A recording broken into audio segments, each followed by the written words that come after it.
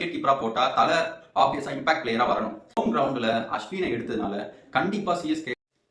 Hi cricket info family, நம்ம இப்போ பார்க்க போகிறது சிஎஸ்கேவோட பிளேயிங் 11 என்னவா இருக்கணும்னு பார்க்க போகிறோம். எப்படி இருந்தால் மேபி கப்படிக்க வாய்ப்பு இருக்குன்னு தான் இந்த வீடியோவில் பார்க்க போகிறோம். வாங்க வீடியோக்குள்ள போகலாம்.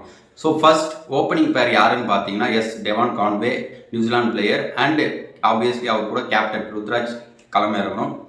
அண்ட் இதில் நான் ஒரு பெரிய சர்ப்ரைஸ் என்ன பொறுத்த வரைக்கும் சொல்கிறேன், டெவான் கான்வே விக்கெட் கீப்பராக இருக்கணும். ஏன் சொல்கிறேன்னு பார்த்தீங்கன்னா, எனக்கு ஆப்வியஸாக தலை வந்து நெக்ஸ்ட் சீசனும் ஆடணுங்க. கண்டிப்பாக இது லாஸ்ட் சீசனாக இருக்கக்கூடாது. அப்படி இருக்கும் போது டெவான் கான்வேவை நம்ம விக்கெட் கீப்பராக போட்டால் தலை ஆப்வியஸாக இம்பாக்ட் பிளேயராக வரணும். இம்பாக்ட் பிளேயராக வந்து ஃபினிஷர் ரோல் கண்டிப்பாக நல்லா பண்ணுவார். ஸோ இம்பாக்ட் பிளேயராக அந்த 6-5ல் வரணும் தலை. ஸோ இந்த சீசனும் இம்பாக்ட் பிளேயராகவே வரணும், நெக்ஸ்ட் சீசனும் ஆகணும். நெக்ஸ்ட் சீசனுக்கு அப்புறம் அவர் ரிட்டையர் ஆகலாம் கண்டிப்பாக. ஸோ என்னை பொறுத்தவரைக்கும் இந்த 2 சீசனும் ஆகணும். அவர் ஹெல்த் கண்டிப்பாக நம்ம பார்க்கணும். அவர் விளையாடணும் மட்டும் நம்ம பார்க்கக்கூடாது. ஆஸ் அ ஃபேன் அவரோட ஹெல்த்தும் நம்ம கண்டிப்பாக பார்த்துட்டு இது கண்டிப்பாக எனக்கு தெரிஞ்சு இது செட் ஆகும்னு நினைக்கிறேன். ஸோ அதனால டெவான் கான்வே விக்கெட் கீப்பராக இருக்கணும். அண்ட் தேர்ட் பேர் யார் பார்த்தீங்கன்னா திருப்பதி வரணும். ராகுல் திருப்பதி. அவர் கண்டிப்பாக நம்பர் 3ல ஓரளவுக்கு டீசெண்டாக பண்ணியிருக்காரு கிடைச்ச சான்ஸில் நான் நம்புகிறேன். ஸோ அதனால நம்பர் 3 அக்ரெசிவாகவும் ஆடுவார் கண்டிப்பாக. இப்போ ரீசெண்ட் டேஸாக அக்ரெசிவாக தான் ஆடுறாரு அவர் ராகுல் திரிபாதி. ஸோ நம்பர் 3ல நல்லா சூட் ஆக வாய்ப்பு இருக்குது. நம்பர் 3 என்னை பொறுத்தவரைக்கும் ராகுல் Tripathi. And 4 Rachin Ravindra.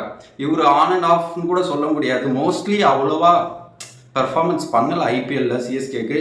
Maybe CSK பிச்சில் அவருக்கு டிஃபிகல்ட்டாக இருக்கலாம். மித்தபடி நல்லா தான் டெஸ்ட்லாம் ஆடுறாரு இந்தியாவில். ஸோ அதை வச்சு பார்க்கும்போது இந்த சீசன் கண்டிப்பாக நல்லா ஆடுவார் நம்புகிறேன். அண்ட் ரச்சின் ரவீந்திரா நம்பர் 4ல் வரணும். அண்ட் நம்பர் 5 ஆப்வியஸாக நம்ம 6 டூபே. ஸோ டூபே வந்து போன சீசன் பக்காவாக பண்ணார். ஸோ நம்பர் 5ல் கண்டிப்பாக வேறு வாய்ப்பே இல்லை. ஸோ டூப் வந்து கண்டிப்பாக நம்பர் 5ல் வந்து என்னை பொறுத்த வரைக்கும் ஸ்பின்னர்ஸ் இல்லை ஃபினிஷ் கூட பண்ண வாய்ப்பு இருக்குது. ஸோ அதனால் number 5 Dube. And number 6 Sam Curran. Number 6 என்னை பொறுத்த வரைக்கும் சாம் கரன் வரணும். சாம் கரன் வந்து அந்தளவுக்கு இப்போ ஃபார்மில் இருக்க மாதிரி தெரியல முன்னாடி பார்க்கும்போது. பட் ஸ்டில் அந்த கோர் டீம் அவங்க எடுக்கணும்ட்டு எடுத்திருக்காங்க. சிஎஸ்கே பழைய ஆளுங்கள்லாம் எடுத்திருக்காங்க பிட் பண்ணி. ஸோ நம்பர் 6 என்னை பற்றி பாலும் ஒரு 2 ஓவர் போடுவார். போன சீசன் கேப்டனாக வேறு இருந்தார். அப்படி பார்க்கும்போது நம்பர் 6 ஃபினிஷ் பண்ணுவாரான்னு கேட்டிங்கன்னா ஓகே, பஞ்சாப் தான் அவர் அந்த இதில் தான் ஆடினார் போன சீசன். அதனால மேபி இவர் நம்பர் 6 வரலாம் என்னை பொறுத்த வரைக்கும். அண்ட் நம்பர் 7 ஆப்வியஸாக நம்ம தளபதி ஜட்டு. நான் சொல்கிறதுக்கு எதுவுமே இல்லை, அவரோட பொசிஷன் அதுதான். அண்டு அவர் கண்டிப்பாக சென்னை இல்லை நல்லா பால் போடுவார். ஸோ நம்பர் 7 அவர் ஃபினிஷ் பண்ணுவார். இந்தியாவுக்கும் ஃபினிஷ் பண்ணியிருக்காரு ஹார்திக் பாண்டியா கூட most of the match. So அதனால் அவரை பற்றி நம்ம பிரச்சனை. அண்ட் நம்பர் 8 ஹோம் கம்மிங் நம்ம அஸ்வின் தான். ஸோ அஸ்வினை எடுத்தது தான் எனக்கு பொறுத்த வரைக்கும் one of the best pick CSK பண்ணதில் சொல்ல போனால்.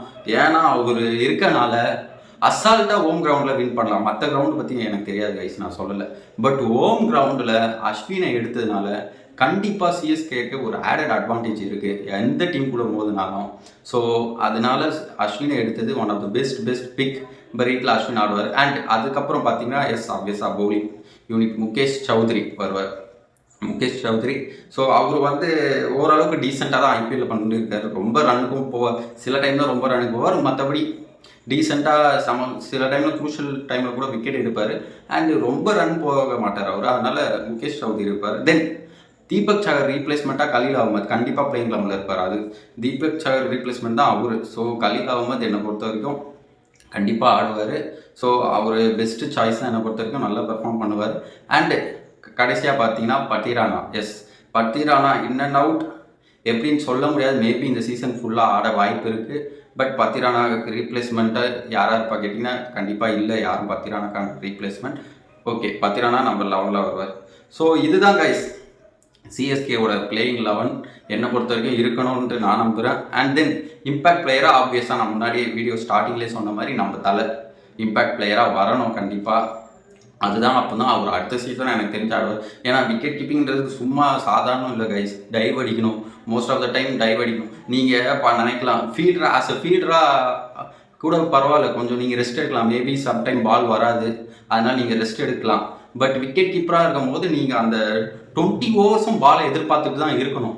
டிப் கேட்ச் அப்படி இருக்கும்போது கான்சன்ட்ரேஷன் அண்ட் பாடி ஃபிட்னஸ் ரொம்ப முக்கியம். நான் தலைக்கு ஃபிட் இல்லைன்னு சொல்ல வரல, பட் அவருக்கு வந்து ரொம்ப ஸ்ட்ரெயின் பண்ணுற அளவுக்கு இருக்கக்கூடாது ஒர்க் ப்ரெஷர் சிம்பிளாக சொல்ல போனால் ஒர்க் ப்ரெஷர் அவ்வளோவா இருக்கக்கூடாது. எக்ஸ்பீரியன்ஸ் பிளேயராக இருக்கும்போது அவர் வந்து என்ஜாய் பண்ணணும். அப்படி இருக்கும்போது கண்டிப்பாக அவர் இம்பாக்ட் பிளேயராக கொண்டு வந்தாவே போதும் இந்த season and next season. So overall marks வேறு கொடுக்குறோம். ஆர்சிபிக்கு நம்ம கொடுத்துருந்தோம்.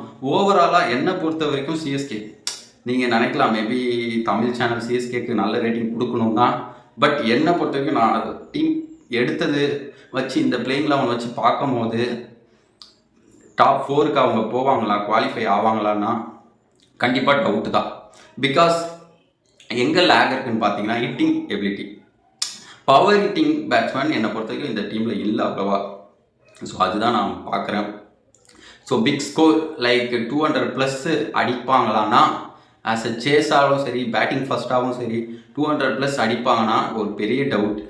பட் ஆனால் ஜெயிப்பாங்க கைஸ். ஏன்னா சிஎஸ்கே சென்னையில் வந்து அவங்க தான் ஹோம் கிரவுண்டில் அவங்கள அடிச்சுக்க ஆள் இல்லை. அது மாதிரி தான் பவுலிங் எடுத்திருக்காங்க. பேட்டிங் எடுத்துருக்காங்களோ இல்லையோ பவுலிங் அப்படி இருக்கனால மேபி சிஎஸ்கே வந்து சென்னை பிச்சில் அடிக்கலாம். ஏன்னா 150 160 ரன் தான் ஸ்கோர் பண்ணுவாங்க. அப்போனன்ட்னும் போது அடிச்சிருவாங்க. பட் வெளி ஸ்டேட்டுக்கு போகும்போது ஜெயிப்பாங்களான்னா ஒரு பெரிய கேள்விக்குறி. ஸோ அதனால தான் நான் சொல்கிறேன் அவங்க குவாலிஃபை ஆகிறது எனக்கு ஒரு பெரிய டவுட்டாக இருக்குது. ஸோ ஓவரால் ரேட்டிங் என்னை பொறுத்த வரைக்கும் சிஎஸ்கேக்கு நான் தரது 100க்கு மேபி 70 கைஸ். இதுதான் நான் தர ஸ்கோர். நெக்ஸ்ட் நம்ம மும்பை இந்தியன்ஸ் அடுத்தடுத்த வீடியோவில் நம்ம பஞ்சாப் எல்லா டீமுக்கும் பார்ப்போம் பிளேயிங் லெவன் என்னவா இருக்கும்ட்டு. பாய்.